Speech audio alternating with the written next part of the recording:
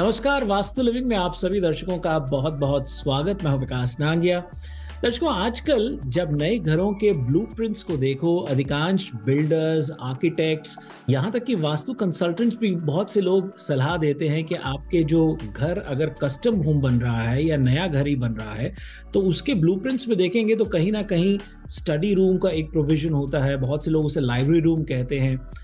कुल मिलाकर के ये कि जहाँ पर आप बैठ कर के अपनी किताबें, अपने नोट्स या जो भी आपका पढ़ने का मन है, स्टडी रूम की तरह उसको प्रयोग कर सकते हैं।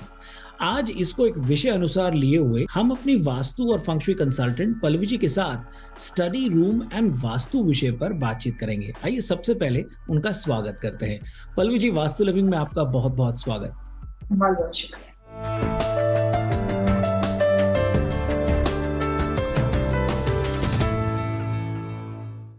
पल्लवी जी, यूं तो आजकल नए घरों में ज्यादा प्रचलन देखा जाता है स्टडी रूम का या लाइब्रेरी रूम, जैसे भी उसको आप डिफाइन करें। लेकिन बहुत से जो एग्जिस्टिंग घर भी हैं वहां पर भी कहीं ना कहीं लोगों ने एक स्टडी रूम बना ही लिया है, क्योंकि वो समझते हैं कि घर में कोई कोना ऐसा होना चाहिए जहाँ पे वो बैठ कर के रीडिंग कर सकते हैं। फिर वो भले अपने लैपटॉप पे करें या सही मायने में अपनी किताबों को लेकर के बैठें, या फिर जूम मीटिंग्स ही क्यों ना हो, वो भी स्टडी रूम में और जो लाइब्रेरी रूम होता है वहां बैठ करके करते हैं। क्या कहेंगे हमारे आज के विषय के बारे में? बहुत अच्छा विषय है। घर के अलग अलग कॉर्नर्स के बारे में जब हम बात करते हैं तो जैसे हमने मास्टर बेडरूम, गेस्ट रूम, यहाँ तक हमने लॉफ्ट रूम के ऊपर भी डिस्कशन किया, तो वैसे ही घर का एक बहुत ही इंपॉर्टेंट कॉर्नर होता है जो कि आपको हर फ्लोर प्लान में, प्रोडक्शन बिल्डर ले लो, कोई भी ले लो, 1998 के बाद अभी तक जितने भी फ्लोर प्लान प्रोडक्शन बिल्डर के बने हैं उसमें से कोई भी ऐसा फ्लोर प्लान नहीं है जिसके अंदर स्टडी रूम का प्रोविजन ना किया गया हो। तो स्टडी रूम हर कोई बनाते हैं और उसके पीछे दो पर्पस होता है। एक ये होता है कि आप अपने घर की छोटी सी उसको होम ऑफिस बना सकते हो, और ज्यादातर जो प्रोफेशनल लोग होते हैं जैसे डॉक्टर्स हैं, लॉयर हैं, पायलट्स हैं, काफी ऐसे बिजनेस होते हैं जिसके अंदर आपको अपने नोट्स लेने पड़ते हैं, आपको कॉन्स्टेंटली उसका रीडिंग लेना पड़ता है। तो वहां पे स्टडी रूम का उपयोग जो है बाकायदा लोग लाइब्रेरी के तौर पे भी करते हैं, और लोग जिसको रीडिंग का शौक है वो लोग पूरी लाइब्रेरी वहां पे स्टडी एरिया में बनाते हैं। तो वो ज्यादातर रूम ऐसा होता है कि आप अपने इंटरेस्ट के हिसाब से उसको मॉडिफाई कर सकते हो। मैंने कुछ घर ऐसे भी देखे हैं कि उन्होंने स्टडी रूम में अपने माता पिता का बेडरूम बना रखा है। तो स्टडी रूम और बाकी सब रूम के डिफरेंस क्या होते हैं? तो स्टडी रूम ऐसा होता है कि कंस्ट्रक्शन स्ट्रक्चर के अंदर जैसे ही आप घर में घुसते हो, near by foyer area, foyer के राइट, फॉयर के लेफ्ट, वो हमेशा beginning of the main entrance door, जो बिल्डिंग की शुरुआत होती है उसका जो एंट्रेंस होता है, उसके आसपास के राइट लेफ्ट एरिया के अंदर स्टडी रूम का ज्यादातर प्रोविजन किया जाता है, या फिर उससे 2 कदम आसपास। लेकिन फॉयर के अलावा बिल्कुल घर के अंदर जाने के बाद स्टडी एरिया नहीं बनता है, मैक्सिमम बिगिनिंग में बनता है। अगर आप कस्टम होम बना रहे हो और दिशाओं को ध्यान में रख रहे हो, तो कोई कस्टम या सेमी कस्टम होम में किसी खास केस के अंदर आप back of the building all the way and, अगर आपकी वाटर बॉडी है या आपका वुडेड एरिया है, तो वहां पे मैंने कुछ लोगों के स्टडी रूम बैक में इसलिए बनाए हैं क्योंकि उनको वहां पे काम करते वक्त बहुत अच्छी फीलिंग आए, वहां पे शांति मिले, अगर वो बुक पढ़ रहे हैं तो उनको काफी अच्छा लगे। तो स्टडी रूम का वास्तुशास्त्र के साथ क्या संबंध है? स्टडी रूम के अंदर किस तरह की एक्टिविटी सही तरीके से, फर्नीचर प्लेसमेंट कैसा होना चाहिए, लाइब्रेरी के तौर पे आप इस एरिया को यूज करते हो, बट लाइब्रेरी के साथ साथ वो आपका होम ऑफिस भी है या बच्चों का भी स्टडी एरिया है, तो ये सब कंबाइंड अगर आप उसका यूज करते हो तो किस तरह के कलर्स कॉम्बिनेशन, किस तरह के फर्नीचर वास्तु के अनुसार सही माने जाते हैं, यही सब इम्पोर्टेंट बातें आज के प्रोग्राम में हम लोग करेंगे।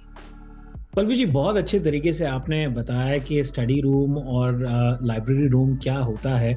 और जैसे जैसे आप बता रहे थे कि मेन रोड से एंटर करते ही राइट या लेफ्ट के अंदर वो कमरा होता है स्टडी रूम का। और यकीन मानिए कि मैं ऐसे कुछ घरों में गया हूँ जहाँ 5 बेडरूम 7 बेडरूम का जो प्रोविज़न होता है, तो उन लोगों के यहाँ पे ये सिंगल फैमिली होम के अंदर जो है स्टडी रूम और लाइब्रेरी रूम देखे गए हैं अधिकांश रूप से। और मज़े की बात यह है कि कुछ लोगों ने तो उसे वाकई स्टडी रूम, लाइब्रेरी रूम की तरह से प्रयोग किया हुआ है, लेकिन कुछ घर ऐसे भी हैं जहाँ पे उन लोगों ने इस कमरे को मंदिर की तरह बना लिया है, क्योंकि भी आते जाते उनको लगता है कि भी घर के एकदम मेन डोर से जाते हुए भी मत्था टेक के जाते हैं आते हुए भी माथा टेक के आते हैं, तो उन्होंने, कई लोगों ने मंदिर बना लिया, कुछ लोगों ने उसको जो है ना वेटिंग लाउंज एरिया टाइप बनाया हुआ है, इस तरह से कि भी घर में अगर कोई आता है, कभी कोई ऐसा गेस्ट या कोई ऐसा व्यक्ति आता है जिसको आप अंदर तक नहीं लेके आना देना चाहते हो, लेकिन आप चाहते हो कि भी वो एक घर के किसी एरिया के अंदर, और डोर के क्योंकि साथ में ही एक कमरा पड़ता है, तो उसको उन्होंने मल्टीपर्पज रूम की तरह इस्तेमाल कर रहे हैं, मतलब एक वेटिंग रूम की तरह कर रहे हैं। लेकिन क्योंकि वो घर से थोड़ा सा दूर हो जाता है, मतलब लॉबी एरिया से थोड़ा सा दूर हो जाता है, तो उसको सही मायने में वो स्टडी रूम या लाइब्रेरी रूम की तरह से इस्तेमाल नहीं कर रहे हैं। ऐसी परिस्थितियां आपने भी देखी होंगी, क्या कहेंगे, क्या सही है या गलत है? ज्यादातर जो स्टडी रूम होता है, उनके जो रूम, बाकी अलग तरह के जो बेडरूम्स होते हैं, उसमें स्टडी रूम हमेशा छोटा बनाया जाता है। तो उसका पर्पस होता है कि आप होम ऑफिस के तौर पे यूज करो या लाइब्रेरी के तौर पे करो। घर में अगर फॉर्मल लिविंग होते हैं तो लोग अपने गेस्ट को, जो जहाँ पे फैमिली रूम तक नहीं लेकर जाते, उनको फॉर्मल लिविंग में उनको अटेंड करते हैं। लेकिन कई बार ऐसे घर होते हैं जिसमें फॉर्मल लिविंग की रचना नहीं होती है, तो उस केस में स्टडी रूम के अंदर, जैसे आपने पहले कहा, वैसे कुछ लोगों ने अपने गेस्ट को अटेंड करने के लिए उसको एज अ बाकायदा फॉर्मल लिविंग की तौर पे यूज किया जाता है। स्टडी रूम के अंदर दो बातें होती है कि बाकी सब कमरे के मुकाबले स्टडी रूम जो होते हैं वो हमेशा डबल डोर होते हैं। स्टडी रूम में सिंगल डोर कभी नहीं होता, ऑलवेज डबल डोर होते हैं। उसमें ज्यादातर वुड के डोर होते हैं, लेकिन मेजोरिटी अच्छे घरों के अंदर स्टडी रूम में सिर्फ और सिर्फ ग्लास डोर को रखा जाता है, और वो हमेशा विजिबल होता है। यानी कि ग्लास डोर वहां पे ऐसे नहीं होते कि आप इनसाइड चीजों को देख नहीं सकते हो। तो वास्तु के नियम के अनुसार आइडियल स्टडी रूम उसी को मानते हैं जिसके अंदर डबल डोर जो होता है वो ग्लास के अंदर बना हुआ हो। अगर लकड़ी का दरवाजा, अगर मैं किसी का कस्टम होम बना रही हूँ, सेमी कस्टम बना रही हूँ, तो मैं स्टडी रूम के लिए कभी भी वुडन डोर का इस्तेमाल नहीं करती हूँ। लेकिन जिन लोगों को स्टडी का प्रयोग बेडरूम के तौर पे करना है, वही लोग वहां पे ग्लास डोर को निकाल के अपने वुड का बेडरूम बना देते हैं ताकि लकड़ी का डोर बना दे। तो वास्तु के हिसाब से और कंस्ट्रक्शन स्ट्रक्चर के जो रूल्स होते हैं उसके हिसाब से स्टडी रूम में जो डबल डोर होता है और वहां पे जो ग्लास डोर होता है, तो लाइब्रेरी के तौर पे आप वहां पे पढ़ रहे हो, अपना काम कर रहे हो, अगर आप सीपी है वो अपना वहां पे अपना काम कर रहे हो, या अपने मेजोरिटी आवर्स घर में बैठ के आप वहां पे स्टडी में बिता रहे हो, फिर भी विजिबिलिटी होने की वजह से, घर के एंट्रेंस के पास होने की वजह से आपका घर के साथ कनेक्शन रहता है, आना जाना आपको पता चलता है और आप घर के साथ कनेक्ट हो पाते हो। तो ये एक पर्पस होता है वास्तु के हिसाब से और आर्किटेक्ट और कंस्ट्रक्शन के हिसाब से कि study room near by door होने की वजह से वहां पे ग्लास डोर बनाया जाता है। दूसरा, ज्यादातर स्टडी रूम का जो डेकोरेशन होता है उसमें दो तरह के फर्नीचर को लगाया जाता है। मेजोरिटी लोग जो होते हैं वो इन बिल्ट फर्नीचर को लगाते हैं। तो वहां पे वुडन की शेल्फ होती है जो करीबन ग्राउंड लेवल से लेकर सीलिंग तक वहां पे एक पूरी जो वॉल होती है वो पूरी इन बिल्ट वहां पे शेल्फ को लगाया जाता है, वुडन शेल्फ। उसके बाद वहां पे टेबल रखा जाता है, जैसे आपने कहा कि कई बार लोग पूजा घर लगा देते हैं, तो वहां पे मंदिर को भी रखा जाता है। तो ज्यादातर स्टडी रूम की दिशा को ध्यान में रखकर वहां पे लाइब्रेरी एरिया, ऑफिस एरिया, बच्चों का स्टडी टेबल और पूजा, ये चारों चीजें अपनी अपनी जरूरत के हिसाब से लोग लगाते हैं। और कई बार ये चारों चीजें एक साथ भी हो सकती है या अलग अलग भी हो सकती है। तो यहाँ पे वास्तु के नियम के अनुसार एक बात को समझना जरूरी है कि अगर आप अपने स्टडी रूम का प्रयोग ज्यादा, आपने वहां पे होम ऑफिस बना रखी है, तो लाइब्रेरी के लिए जो आप बुक शेल्फ आपने लगा रखा है या इनबिल्ट फर्नीचर रखा है, वो आप ग्राउंड लेवल से हाइट तक नहीं लगाना चाहिए। क्योंकि यहाँ पर वास्तु के एक नियम आ जाते हैं कि जब कभी आप अपने घर में अपनी ऑफिस पे बैठते हो या अपने बच्चों के लिए आपने स्टडी टेबल की व्यवस्था की है, तो उनके बैठने की सिचुएशन से, जो उनकी बैठने की पोजीशन होती है, उससे ज्यादा टॉल एंड हैवी फर्नीचर, अगर वो कमरा काफी बड़ा हो तो ही आप इनबिल्ट वहां पे इतनी बड़ी बुक शेल्फ लगा सकते हो। अगर स्टडी टेबल, ज्यादातर स्टडी रूम जो होते हैं वो comparative to all others room थोड़े छोटे होते हैं, तो इस कंडीशन के अंदर आप इनबिल्ट फर्नीचर को नहीं यूज कर सकते हो। इनबिल्ट टॉल हैवी शेल्फ आप तभी लगा सकते हो जब आपने वहां पे डेकोरेशन के लिए चीजें यूज की है और वो स्टडी का प्रयोग आप बहुत ही कम करते हो, आप वहां पे कम से कम बैठते हो, बच्चे भी पढ़ने नहीं बैठते हैं, घर के लिए आपके लिए सिर्फ उस महज और महज एक डेकोरेशन की वजह है और आपने पूजा घर बना है, आप सुबह में थोड़ी देर बैठ के वहां से चले जाते हो। तो अगर उसका लेस प्रयोग है तो उस कंडीशन में आप इनबिल्ड हैवी शेल्फ को लगा सकते हो। उसके अलावा अगर आप स्टडी टेबल को या वहां पे कोई भी तरह के नए डेकोरेशन का प्लानिंग करे हो, तो आपको वहां पे लो हाइट की या कॉन्सल टेबल लगकर आप वहां पे बुक शेल्फ लगा सकते हो। वेस्टर्न जो सेपरेट अनइवन शेल्फ होती है जहाँ पे खड़ी बुक्स रखी जाती है, वैसा आप लगा सकते हो, लेकिन इनबिल्ड हैवी फर्नीचर को नहीं रखना चाहिए।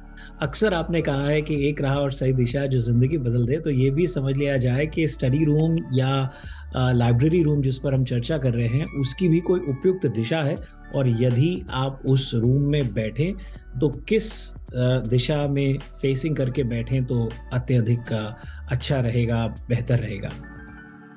बहुत अच्छा सवाल है आपका। घर कंस्ट्रक्शन स्ट्रक्चर के अनुसार जब आप प्रोडक्शन बिल्डर से बाय करते हो तो स्टडी रूम तो आपको नियर बाय डोर मिलेगा, लेकिन अगर मान लेते हैं कि वो दिशा जो है, आपका घर फेसिंग फ्रंट वेस्ट पड़ता हो, या ऐसे लोग जिसका घर वेस्ट फेसिंग पड़ता हो, साउथ वेस्ट फेसिंग पड़ता हो, साउथ फेसिंग पड़ता हो और साउथ ईस्ट फेसिंग पड़ता हो, ऐसी तमाम दिशा के लोगों को अपने घर के आसपास के वेन आप जैसे फॉर में एंटर करते हो, जो घर का नजदीक का फर्स्ट पार्ट होता है, घर को 3 पार्ट में डिवाइड करते हैं। पहला first beginning of the corner, middle corner and and part, like घर का बैकयार्ड कॉर्नर। तो फर्स्ट पार्ट में कहीं पे भी स्टडी रूम बना हुआ हो तो वहां पे अपनी ऑफिस की व्यवस्था बनाने से पहले देखना पड़ेगा कि आप वहां पे किस तरह के फर्नीचर को यूज करते हो।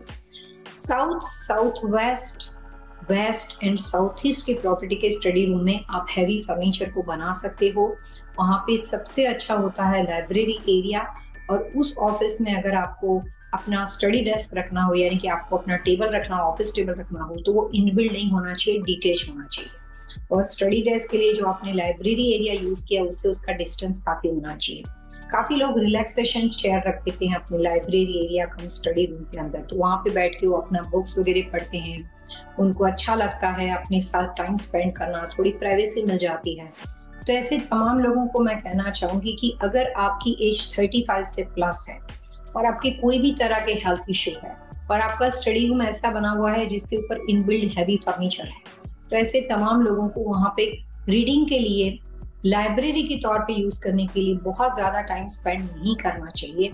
आप दिन में 1 आवर तक टाइम स्पेंड कर सकते हो, लेकिन अगर आपकी लाइफस्टाइल ऐसी है कि आप रिटायर हो, घर में ही हो, बच्चे काम कर रहे हैं, आपके पास बहुत टाइम है, आपको रीडिंग का शौक है, आप वहां पे बैठ के बहुत घंटे तक टाइम स्पेंड करते हो, तो उस कंडीशन के अंदर वेस्ट, साउथ और साउथ ईस्ट की प्रॉपर्टी में रहने वाले लोगों में अगर 35 प्लस की एज से ज्यादा लोग जो इनके ऑलरेडी हेल्थ इश्यू है और इस तरह की स्टडी व्यवस्था का प्रयोग वो करते हैं, बार बार या मैक्सिमम टाइम स्पेंड करते हैं, तो उनके हेल्थ इश्यू जो होते हैं उसके ऊपर नेगेटिव इफेक्ट आता है। वो छोटे से कमरे में आपके बॉडी का ग्रेविटेशनल फोर्स एक्टिवेट हो जाता है। हम बीम के नीचे बैठने का इफेक्ट समझते हैं, कॉलम के पास में बैठने का इफेक्ट समझते हैं, लेकिन कई बार स्टडी रूम या लाइब्रेरी रूम के वास्तुदोष को हम नहीं समझ पाते हैं, तो उसके अंदर बना हुआ हैवी फर्नीचर आपको वैसा ही नेगेटिव इफेक्ट देता है जितना आप बीम और कॉलम के साथ वास्तुदोष को समझ पाते हो। तो इस तरह की रचना को अवॉइड करना चाहिए। दर्शकों, वास्तु लिविंग में अब वक्त तो चला है एक छोटे से ब्रेक का। ब्रेक के उस पार हम पल्लवी जी से आज के विषय पर, स्टडी रूम एंड वास्तु पर बातचीत का सिलसिला जारी रखेंगे। बहुत जल्द हाजिर होंगे।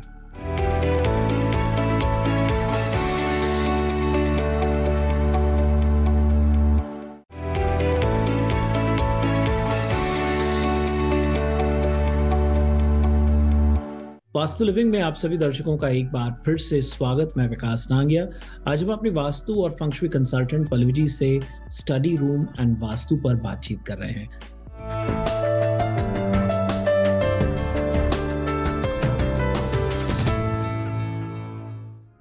पल्लवी जी, वास्तु लिविंग में आपका एक बार फिर से स्वागत।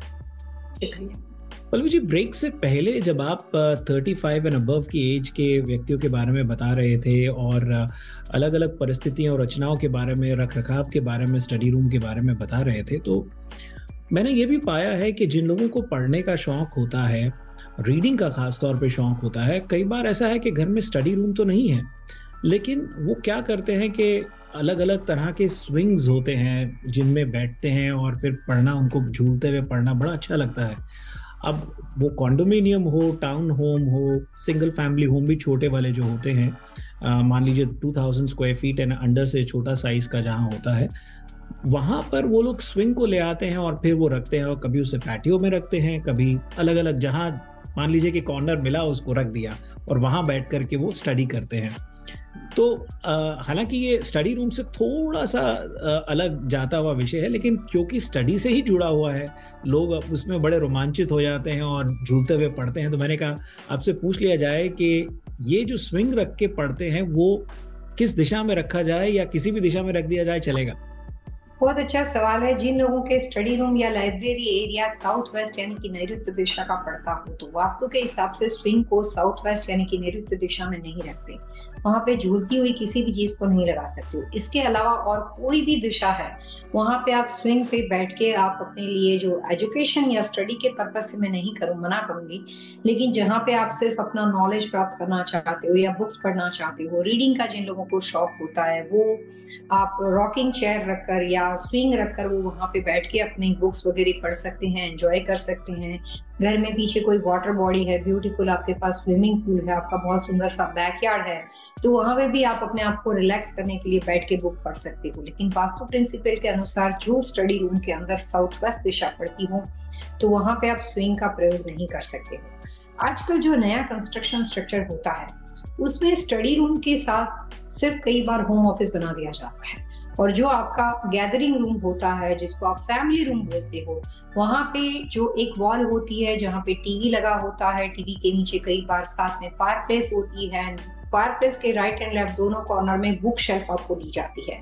वो बुक शेल्फ का मतलब होता है कि क्लियरली वो आपका लाइब्रेरी एरिया है, जिसमें आप अपने लिए जिस तरह की बुक्स चाहते हो या अपने बिजनेस या अपने लिए कोई भी काम की बुक हो, तो वो आप वहाँ पे रखते हो। और काफी बार लोग ऐसे होते हैं कि फैमिली रूम से उठकर वापस बुक यहाँ से लेकर स्टडी रूम में चले जाते हैं और वहाँ पे पढ़ते हैं। वास्तु के हिसाब से लाइब्रेरी के लिए 2-3 बातें बहुत महत्वपूर्ण है। अगर आपका लाइब्रेरी वाला एरिया स्टडी रूम में बना है और स्टडी रूम में 2 दरवाजे होते हैं, तो वहां पे आप लाइब्रेरी एरिया बना सकते हो। अगर फैमिली या गैदरिंग रूम में बना हुआ हो और वहां पे भी कोई भी डोर बने हुए हो या आपके कैबिनेट बंद हो जाते हो, तो उस कंडीशन में आप बुक्स को रख सकते हो। तो बुक्स जो होती है वो हमेशा नॉलेज का एक वजह बन जाती है। आपके घर में रीडिंग का होना बहुत अच्छी बात होती है। बच्चों को बचपन से ही बुक्स पढ़ने की हैबिट होनी चाहिए, चाहे आप अपने आईपैड पे पढ़ते हो, डिजिटल बुक्स पढ़ते हो या जो भी पढ़ते हो, लेकिन पढ़ना चाहिए। तो जब कभी आप स्टडी रूम में या लाइब्रेरी रूम को साथ में डिजाइन करते हो, तो आपको ये देखना पड़ेगा कि अगर आपके पास बहुत ज्यादा कलेक्शन है बुक्स का, तो आपको वो शेल्फ जो होती है वो हमेशा कवर्ड होनी चाहिए, या जो रूम में आप ये व्यवस्था करते हो वो रूम के अंदर आपके दरवाजे होने चाहिए। ओपन एरिया में, फॉर्मल लिविंग में, फॉर्मल डाइनिंग में, गैदरिंग रूम के अंदर आपके पास ओपन शेल्फ है, तो वहां पे बुक्स का कलेक्शन वास्तु के हिसाब से सही नहीं होता है, क्योंकि वास्तु प्रिंसिपल के अनुसार बुक्स को कभी भी खुला नहीं रखना चाहिए। जी पल्लवी जी, जैसा आपने फायर प्लेस का जिक्र किया, मैंने कई बार ऐसा भी देखा कि स्टडी रूम में, लाइब्रेरी रूम में लोग बाग जो शौकीन होते हैं, उन्होंने कई कई चीज़ें रखी हुई होती हैं। थोड़ा मूड बनाने के लिए अच्छी मूड लाइटिंग का बंदोबस्त किया हुआ होता है। साथ ही साथ कुछ लोग जो है छोटे से फाउंटेन रख लेते हैं, या अगर फाउंटेन नहीं रखते हैं तो एक फील इफेक्ट देने के लिए आजकल जैसे एक होता है ना कि भाई स्पीकर्स में एक ऐसा एक जंगल थीम का या वाटरफॉल का एक म्यूजिक इफेक्ट देने के लिए, और रीडिंग का एक मूड बन जाता है। इस तरह से वो एनवायरनमेंट क्रिएट करते हैं।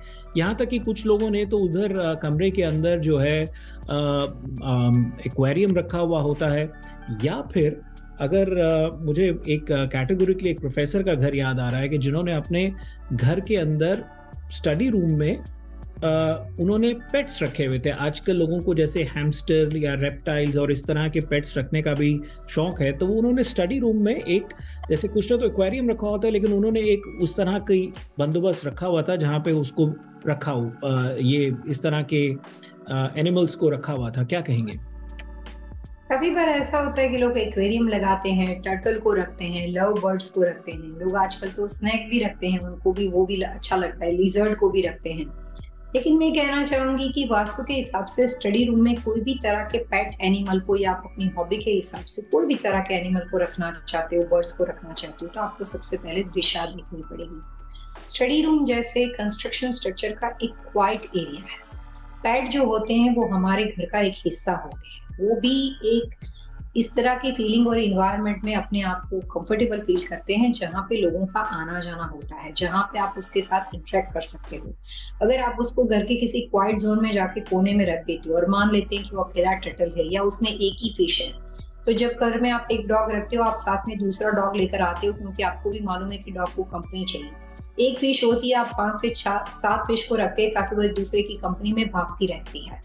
टर्टल के लिए भी कई बार ऐसा होता है कि आप उसमें मिनी टर्टल या बड़ा एक टर्टल लेकर आते हो। तो जो पेट्स होते हैं वो भी हमारे घर का हिस्सा होते हैं। आप उसको अकेले क्वाइट जोन में रखते हो और आपके पास एक छोटी सी टैंक है, उसमें आपने सिंगल फिश रखी हुई है या कोई भी तरह के पेट्स को वहां पे अपने अकेले स्टडी रूम में रखा है ताकि बच्चों से दूर रहे और आपके घर में वो आपको डिस्टर्ब ना करे, तो उस कंडीशन में वास्तु इसको मान्यता नहीं देता है और वो पेट्स की लाइफ जो होती है वो वहां पे बहुत ही कम हो जाती है। तो स्टडी रूम जो होता है वो ज्यादातर प्राइवेसी वाला कॉर्नर माना जाता है बिजनेस के लिए, होम ऑफिस के लिए, बच्चों के एजुकेशन के लिए, अगर आपको कोई भी रीडिंग का शौक है तो उसके लिए। काफी लोग अपने बिजनेस के लाइसेंस वगैरह अप्लाई करने के लिए जो अपना पेपर वर्क जो होता है वो वहां पे करते हैं। काफी लोग अपने जो पुराने 5-7 साल के ओल्ड रिकॉर्ड होते हैं लेकिन वो बहुत ही इंपॉर्टेंट वैल्यूएबल इंफॉर्मेशन होती है और वो चाहते हैं कि वो कहीं और ना जाए और उनको घर में प्राइवेसी वाला कॉर्नर चाहिए जो लॉक एंड की में रख सकते, तो स्टडी रूम में लगा देते और वहां पे स्टडी को लॉक लगा देते हैं। तो ज्यादातर एक ऐसा एरिया है जो आप अपनी वैल्यूएबल चीजों के लिए, एजुकेशन के लिए, ब्रेन के लिए, ग्रास्पिंग पावर के लिए, ब्रेन का फूड आप वहां पे प्रोवाइड कर सकते हो जिससे आप अपने आप को ज्यादा नॉलेजेबल बना सकते हो। लेकिन वाटर एलिमेंट, पेट्स के लिए, नेचुरल प्लांट्स के लिए ऐसी दिशाएं जो होती है वो वास्तु के नियम के अनुसार सही मानी नहीं जाती है, चाहे वहां पे कॉर्नर या डायरेक्शन कोई भी होती है। जी पल्लवी जी, बहुत शुक्रिया इस जानकारी के लिए। एक छोटा सा ब्रेक लेते हैं, ब्रेक के उस पार आपसे टिप ऑफ द वीक जानेंगे और फिर आज के विषय पर बातचीत जारी रखेंगे। बहुत जल्द हाजिर होंगे।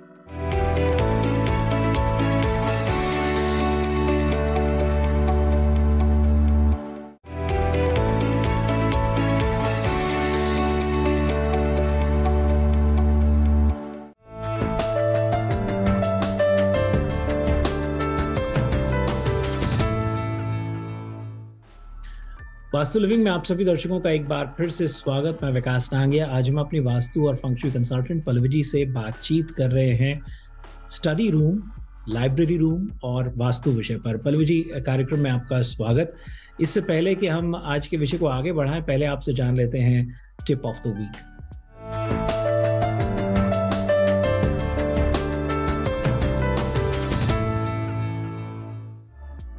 आज का हमारा विषय स्टडी रूम के राइट वास्तु अरेंजमेंट के बारे में है। तो काफी बार ऐसा होता है कि कंस्ट्रक्शन स्ट्रक्चर में स्टडी रूम को एक शेप दिया जाता है डिफरेंट लुक देने के लिए। तो किसी भी वजह से आपका स्टडी रूम रेक्टेंगुलर या स्क्वायर पोजीशन में नहीं है, या वो हेक्सागोन शेप में है, या उसके कोई कॉर्नर कट होते हैं, या ट्रायंगुलर है, या तिरछे कॉर्नर वाला है, तो इस तरह के स्टडी रूम को अपने पर्सनल यूज के लिए नहीं करना चाहिए। क्योंकि वास्तु के हिसाब से जब भी घर में कोई भी रूम बनता है जहाँ पे डोर लगता है और जिसको कमरे की डेफिनेशन आप दे सकते हो, तो उसको टेढ़े मेढ़े शेप के बने हुए डोर जो होते हैं या टेढ़े मेढ़े शेप के बने हुए कमरे जो होते हैं वो स्टडी के तौर पे आइडियल नहीं माने जाते। लेकिन रेक्टेंगुलर हो, कोई भी कॉर्नर नहीं पड़ता हो, इस तरह का अगर आपका स्टडी रूम बना है तो वहां पे आप soft light, crystal chandelier, light colour का इस्तेमाल करके वो स्टडी रूम का आप पूरा लाभ उठा सकते हो और आप उसको पूरा यूज कर सकते हो। जी, चलते चलते पल्लवी जी, झटपट आपसे ये भी जरूर जानना चाहूंगा कि ये एक कमरा ऐसा भी विशेष रूप से ऐसा होता है कि जहाँ पे लोग मोटिवेशन, इंस्पायर होने के लिए भी कुछ समय व्यतीत करते हैं और अपने आप से व्यतीत करते हैं।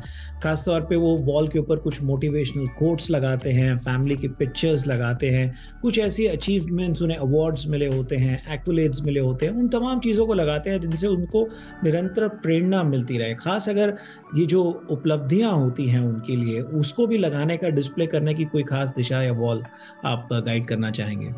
वास्तु के हिसाब से नॉर्थ वेस्ट दिशा जो होती है उसमें आप अपने सर्टिफिकेट, आप अपनी जो भी ख्याति है, जो अपना फेम है, वो वहां पे आप लगा सकते हो। जहां से भी आपको अवार्ड्स मिला गया है, कोई भी तरह के आपके अलग अलग तरह के, जहां से भी आपको अलग अलग तरह के अवार्ड्स किसी भी इंस्टीट्यूशन ने दिया हुआ हो, और अगर आपका स्टडी रूम नॉर्थ वेस्ट में पड़ता हो तो आप वहां पे लगा सकते हो।